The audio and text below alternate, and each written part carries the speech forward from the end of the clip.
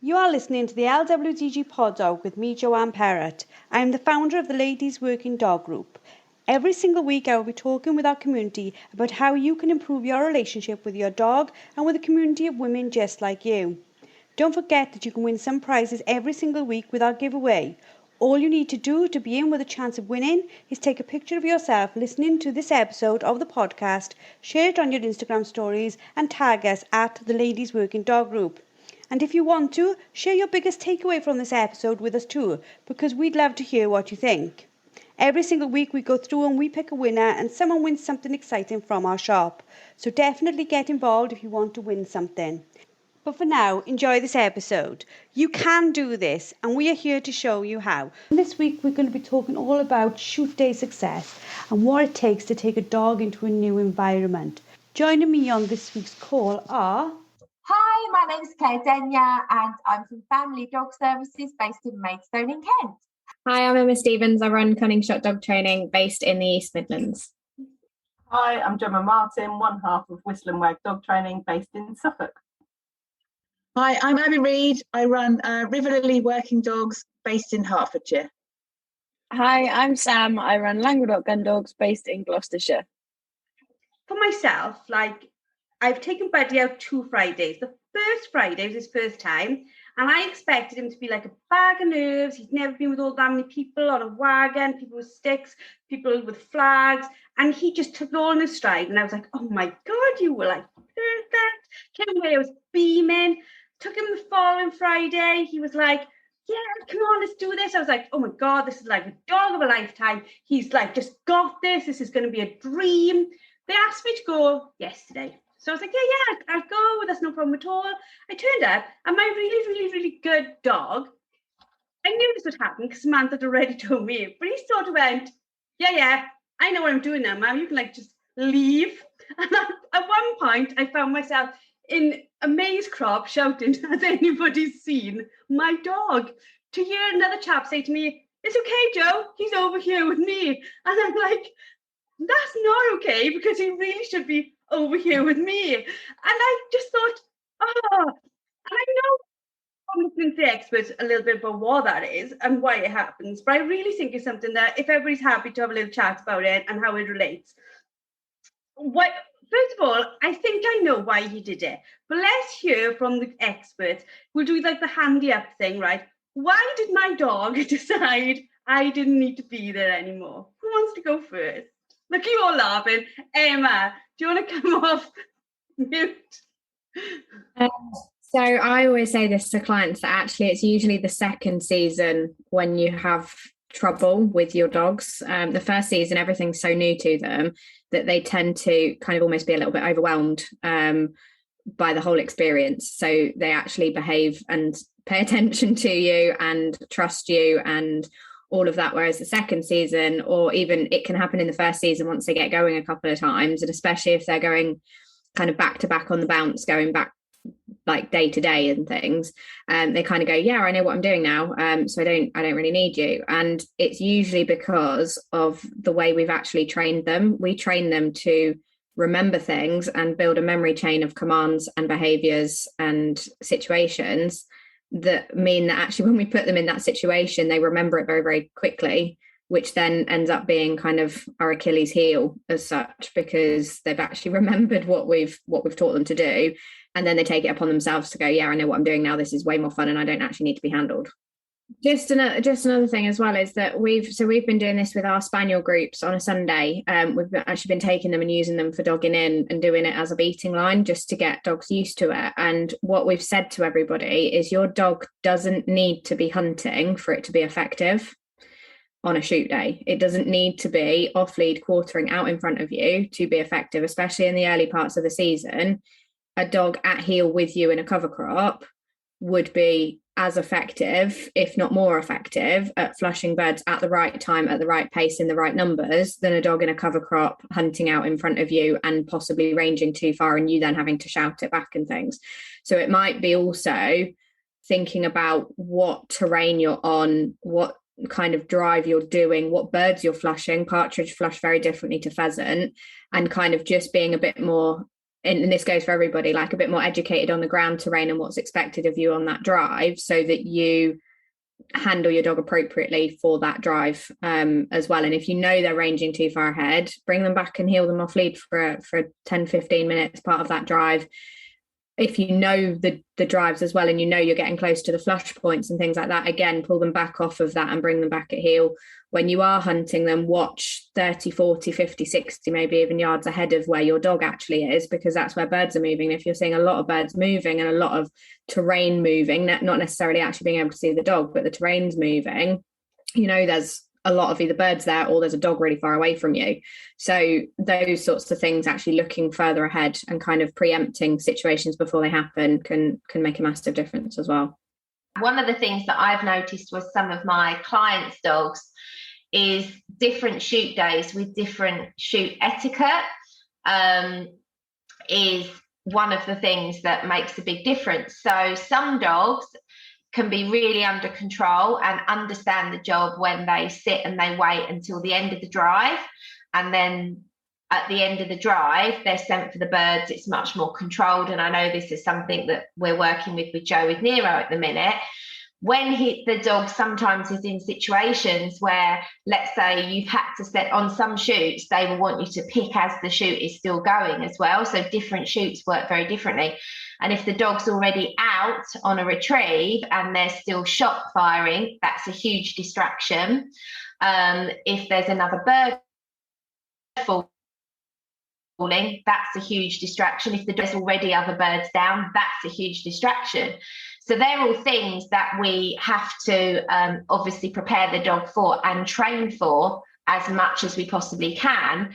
And it's very difficult to recreate that level of arousal that happens on a shoot day in a training scenario. So that's something that as a trainer we have to be quite creative to create, is those sorts of scenarios of flushing, of simulated runners, of things that actually are going to happen in real life. So it's prepping the dog as much as you can for those scenarios and understanding different shoot, different etiquette on different shoots, when you send the dogs, when you don't, and preparing your dog for each of those scenarios. I was going to say it's a lot to do with the mental and emotional state of the dog as well. So I'm a big advocate for not taking a dog on a shoot until they're at least 2 years old. They might be physically capable, their training might be at a really decent standard, but I don't think emotionally many dogs are ready before they hit that age. And obviously it's dependent on the dog and the breed and everything else as well, but that's my sort of generic barrier, if you like, or age range. Buddy is at times quite young mentally. So whereas his training is at a really, really good place, he is slightly inclined to get carried away with himself at times. And that will be partly why he was fantastic the first couple of days and then subsequently went, actually, I'm getting a bit excited. I know what the day is all about. I'm just getting a bit carried away with myself here, because his mental state isn't quite as tuned as it could be, if that makes any sense. That makes complete sense, because like he'll be 3 in November, but obviously because of COVID year and the year Dad was passing, the first 2 years they didn't do what they needed to do, and they are a little bit behind, I think, on their training. It is really, really hard, isn't it, for a novice handler? So I would still say I'm a novice handler, even though probably people say, well, you've been a little bit more, but we have had that big gap. It is really hard for a novice handler to know what, like Emma was saying, terrain, what are you flushing? Like, for me, there's everywhere I look as a novice, there's pheasants and partridge blinking everywhere. And they are literally everywhere, right? So for starting a new season with an immature dog rather than a young dog, I find it all a little bit overwhelming. Now, is it a case of my mind is being blown by it all as well? Yeah, it's just, you were saying, like, you know, your mind's being blown and, like, you know, you've got a little your little mate down there has done all his training. My advice would be go on a shoot without your dog the first couple of times. So just go to, you know what's coming up, you know what's expected, and you need to go home and then say, right, would little buddy be able to cope with this? And then train for it, and perhaps go 3 or 4 times in where you've been and you've got used to the day. Yeah, and like, because we've gone the previous days, like, I definitely think we've sort of thrown ourselves in the deep end a little bit. I love the fact that I see stuff, and I love the camaraderie, and I love all that. And I'm just like, is it my adrenaline he's picking up? Everybody was telling me the dog was being good. He was pulling ahead a little bit, but he was coming back. Was it a case that I was panicking more? Should I be allowing the dog to have a little bit more, not freedom, but maybe not be so much on top of him? Does that make sense? So I would say it's not necessarily that you need to give him more freedom, but we personally, when I'm training to quarter, and I'm sure I've said this to you before when we've met, I will train them really, really tight, knowing that when there is all that scent and all those birds and all that excitement out in front of them, they are going to pull out a little bit. And if I train them that little bit further out, then they're going to pull out even further again. The M said earlier about sort of one season to the next is when you'd quite often see a change, and versus the Friday to the Tuesday, it's really the same principle in that he's just had that excitement, that enjoyment. If you stood me in a candy shop on a Monday and said, fill your boots, pick what you want, and I sort of went, really? Can I? And then did, and then you put me there again a couple of days later, I'd go, this was great fun last time. I'm going to get all the sweets I possibly can as quick as I possibly can get them. And that's pretty much where Buddy is. He's gone, do you know what? This was amazing. It was awesome. It was fantastic. I want it all. And it's also very easy to get carried away with yourself on a shoot day. And you can be saying to yourself in a very stern tone in the back of your head, must not jump ahead, must not run, need to take this slow, have to keep the focus. And then someone comes along and says, let your dog off. He'll be fine. Go on. Tell him to push on. Go on, let your dog off. And so after they've done that 8, 9, 10 times, most people buckle. And even if their sensible head is saying, don't do this, it's not the right thing, they let themselves get led and they get carried away and they buckle and they let their dog off. And then they start to think, oops, maybe I shouldn't have done that. And there's definitely that. I wouldn't say, I completely agree with you. There's no pressure, but it's just like, let your dogs off here. It's like a group command. To be fair, hand up, I will be honest, I haven't done it. And he's not, touch wood, chased or done anything. He hasn't done anything where, in fact, I don't even think, and I think it's always a good thing, the gamekeeper doesn't know my dog's name. And I think that's always a good sign. Of the people on here who are not experts, hands up anybody who's like, I sort of understand where you're coming from with these questions. Is anybody else feeling this when they're taking the dogs out, or is it just me? Min, I can see your hands up. Joe, your hands up. So, Min, let's have a chat to you. When you go out with your dog, is it just me panicking, or do you feel the pressure I'm on about? I feel huge pressure because I think particularly as ladies, we expect a lot of ourselves with our dog handling. And that's where I did find the mindset masterclass was so good, just to make you actually think about it. But yeah, you do feel a pressure. And I think you worry. I know Joe and I talk about this because we go to the same shoot. And yeah, it's not so much worrying, but you hate it when you feel you've done something wrong or let your dog down or your dog's not performed. But I think we do know that we take it much more personally than any of the others, don't we, Joe? Yeah. So Joe, you could come off mute as well in a minute. So it's the same type of thing, yeah? So obviously being on the same shoot, you're there to sort of support each other with it all. How do you feel when you're out with your dog?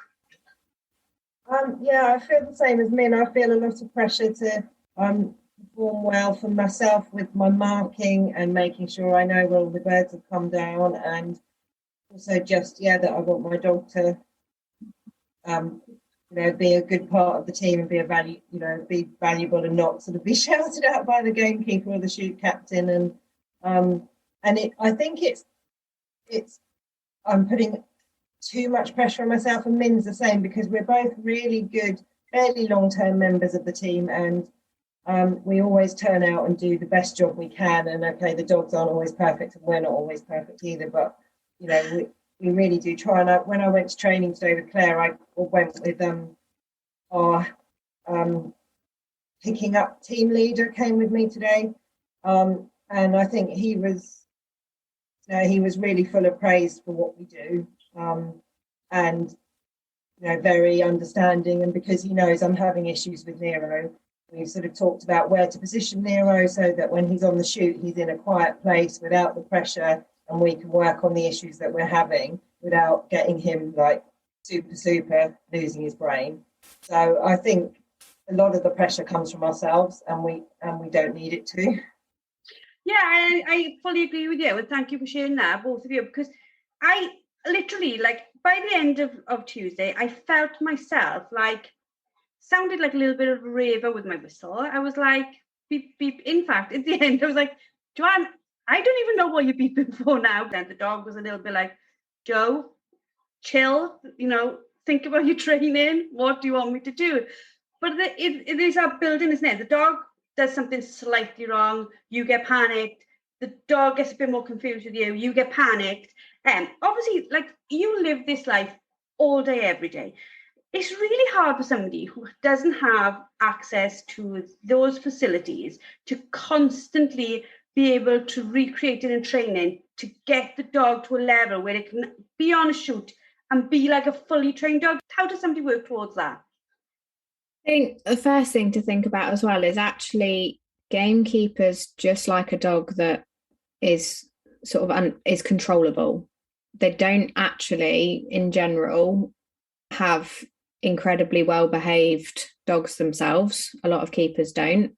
And when they do say, let your dog off and things, it's usually because the guns have actually, you've got to think about what's going through a gamekeeper's head on a shoot day.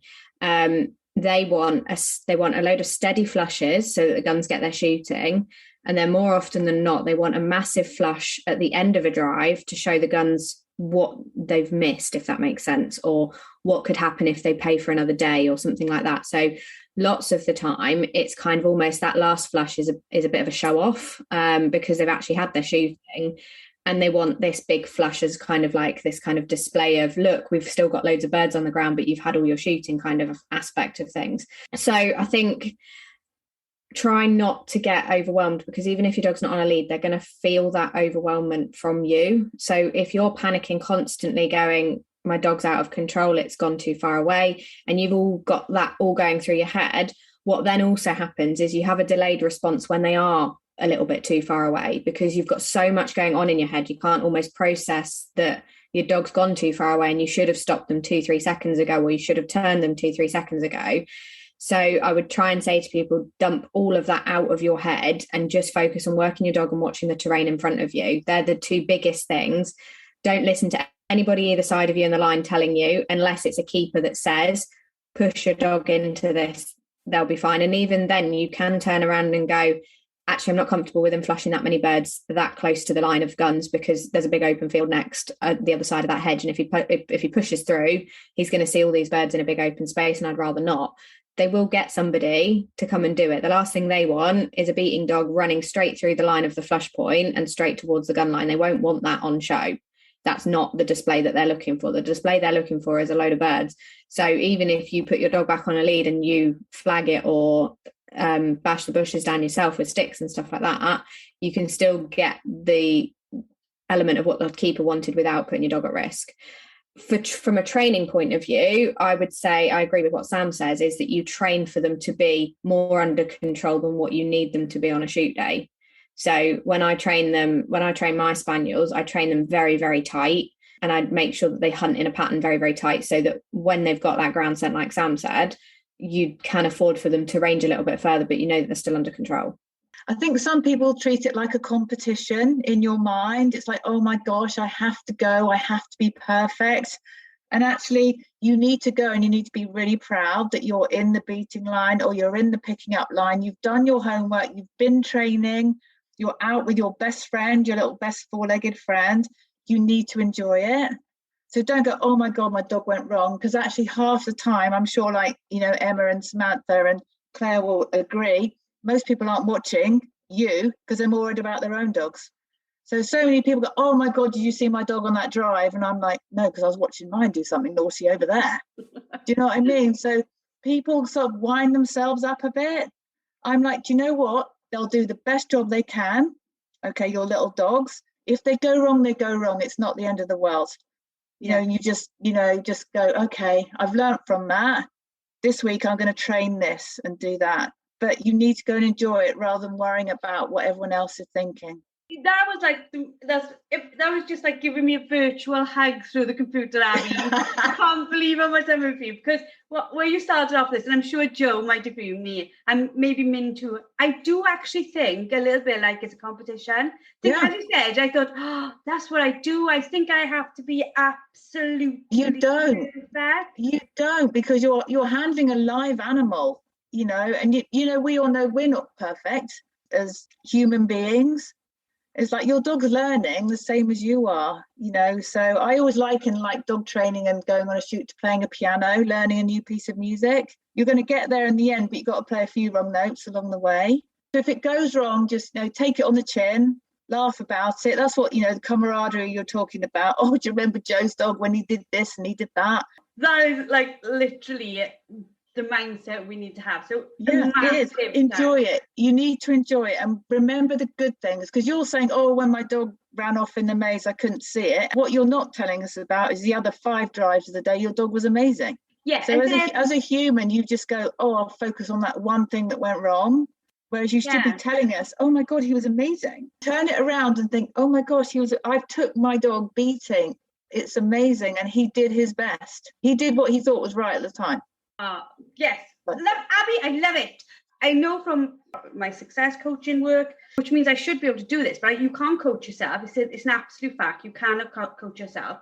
It's the fact that we are harder sometimes on ourselves than anyone else could be. So if somebody else gives us feedback like a judge, we probably go, okay, yeah, I can take on board that, or I don't really see that, but I can take it on board because it's coming from somebody else. And if we see that authority as being respectful, we take that, that information, that feedback at very high value. If we don't respect somebody and they give us feedback, we potentially, even if their feedback is of value, we disregard because we don't respect the authority it's coming from.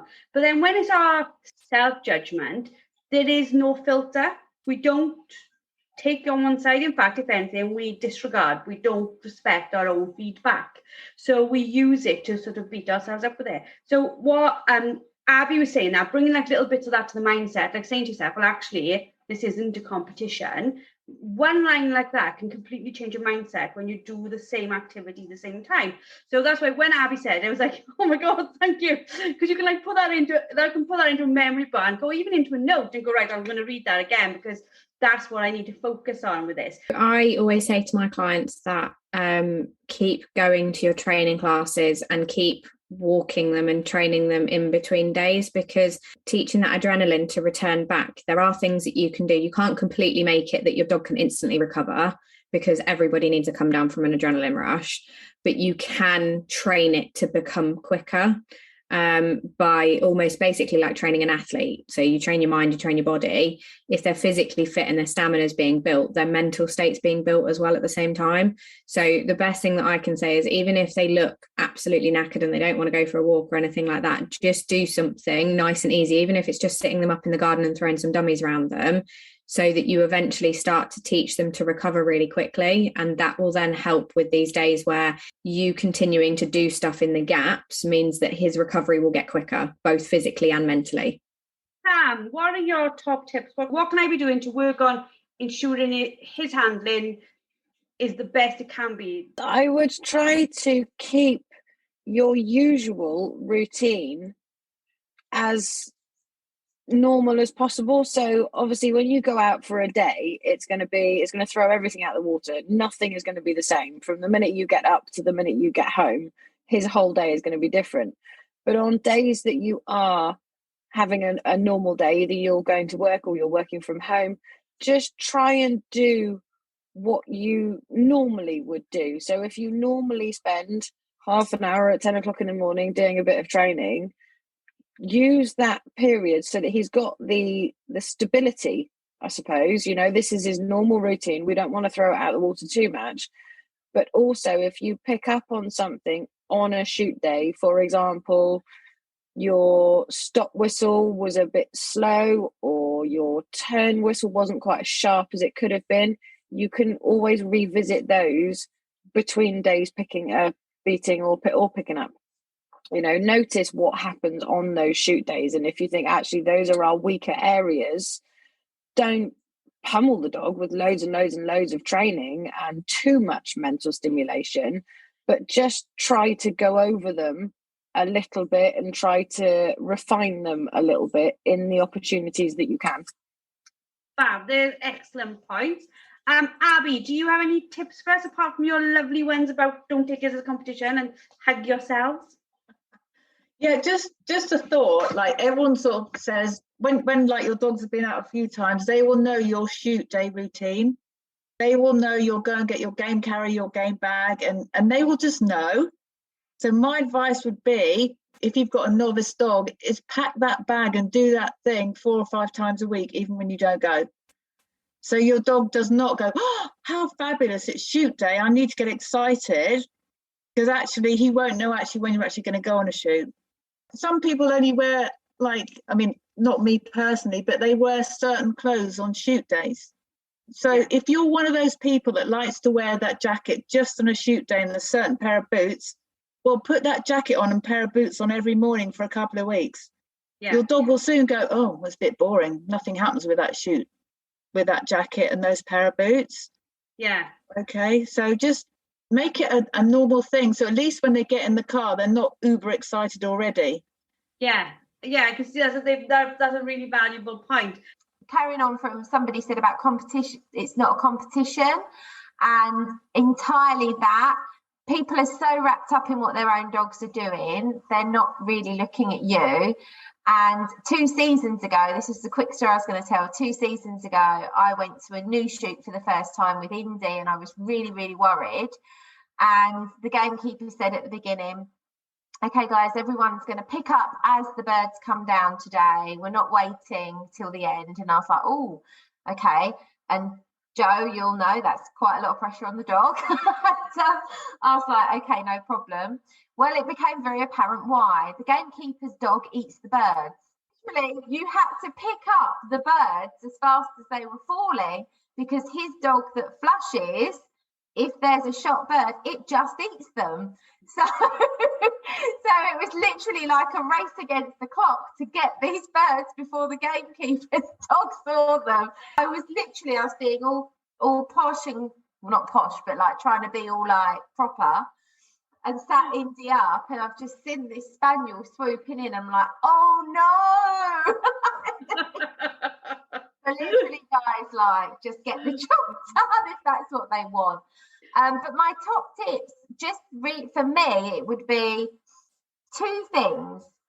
Don't forget your basics while you're going through the shoot season. Refresh your basics. Somebody's probably already said this because I haven't been here, so, you know, I'm just probably copycatting someone. But refresh your basics. Keep them really, really tidy and clean. Work on your steadiness in general. But also little things that you know on shoot days that your dog is doing that concern you. Actually address them with your trainer. Actually say to your trainer, this is really bothering me. I think I'm going to have a problem slipping in here. Can we do some stuff to work on this? So 2 ends of the scale, but for me, that would be my 2 top tips. Mine aren't ready yet, and I have made that decision that they're not ready. Luca's only 1, Reddy's 3, but but we're getting there. Like Abbie's comments has made me feel a little bit better, really, because I think we do see it as a competition. And the thought that my dog might flush too many pheasants in one go, I'm just like, oh, no, that can't happen. But I think, I probably just need to man up a bit, really. So I think as well, a bit of it is as well, how you've been, introduced to the sport or how you see the sport. Because, again, I know I speak about my dad a lot, but he started all this. My dad was a perfectionist, Jem, right? It wasn't literally, they were not allowed by two to put a foot out a line. It wasn't allowed, right? He wasn't cruel, but it was very clear to those dogs. They had one way of doing it, and that was the way. And I've been training with my uncle, who is very much looks like my father, acts like my father, trains like my father, is as good as my father. And like after like the first day, he was on the phone. He was like, "How did it go?" And I was like, "It was good. This is this." And he was like, "Yeah, but what was this like? And what was this like?" And like, I'm probably trying to live up to an expectation that they have for themselves 10 or 15 years into this now, not a couple of months or a couple of weeks, or even like, I don't even class myself as doing this for 5 years, because for 2 years we couldn't do anything at all. So like for 3 years, squished together, dealing with everything else, they are further down the road. Their chapter, their story is much further down the road than mine, isn't it? But I'm judging my dog by their level, not my level. I think I've just set my level far too high for myself, but yeah. We, as humans, we put a lot of pressure on ourselves, and as females, we put even more pressure on ourselves. So it's important to know our limits and to trust our gut instincts as well. If your gut, like Jemma, she has said, my dog's not ready. So she's got to sort of follow that instinct rather than being swayed to go out and do something before she feels her and the dog are ready. Then she's right to say, actually, no, I'm not going out this season. I had a lab who was probably 4 before he properly started picking up, because mentally and emotionally he just couldn't have coped with the day. And if he'd gone out at 2, I'd have spent the rest of his life trying to keep on top of him. Where Buddy and Ella are involved, still think you should have taken Ella. They are ready. They need, you're ready and they're ready. They're just 2 different dogs. So we will speak tomorrow and I will see you again soon. But you're doing better, I think, than you think you are. And because you are trying to live up to past expectations from your dad, unfortunately he's not here now for you to bounce ideas across. And and even if that idea is him giving you a clip round the ear and saying, for God's sakes, Joanne, why did you do it like that? Because you can't have that. You're trying to have both sides of the conversation with yourself now. And again, it all comes back to trusting your gut instinct. They are there. That is completely right. And I am a mad person. I probably do have both conversations at the same time, which doesn't really, really help me. And one day I will be brave enough to take Ella. My trainer, Sam, absolutely loves Ella more than Buddy. And not more than, in a different way. Because Ella's classy and Ella actually quarters perfectly well. So I don't know why I didn't take the dog that can do the job better. But I have a soft spot for Buddy, bless his little heart. So I just need to maybe take her. And if I take her and it all goes wrong, I'll just blame Sam. Because you all here to tell me to take him. I'll take her. But no, I wouldn't really. Right. Okay. So there was a little bit of chat then. So I'll just read that out just because everybody hasn't seen it. Abbie, on a pretend shoot day, would you go as far as putting the dog in the car? When Abbie was talking about like getting used to the clothing, getting used to the process, Abbie said yes, definitely drive around the block and arrive back at home, carry on your day. So that's a really valuable point as well. And I think there's been loads of points that we've covered, even though we're talking about shoot days here. There's loads and loads you can take out of this for just any normal day. This could be the conversation about going, to the park and the dog getting overexcited. What can we do? So Sue said, thank you to everyone for the excellent advice tonight. I'm going on my first shoot on Wednesday without my dog, as he's only 18 months old. Perfect idea. I'm so grateful for all the advice, and it's just reinforced my decision to leave him at home. Looking forward to learning lots on Wednesday. Yeah, that's brilliant. And Sue, that's exactly what I hope that lots of people get from this is the ability to think and have the process. And you've had all the experts here telling you how you can improve stuff, where to get the confidence to say yes to something or to no to something. That's absolutely brilliant. So I'm going to end it all for everybody now. Have a lovely evening, and I shall see you all very, very soon. Good night.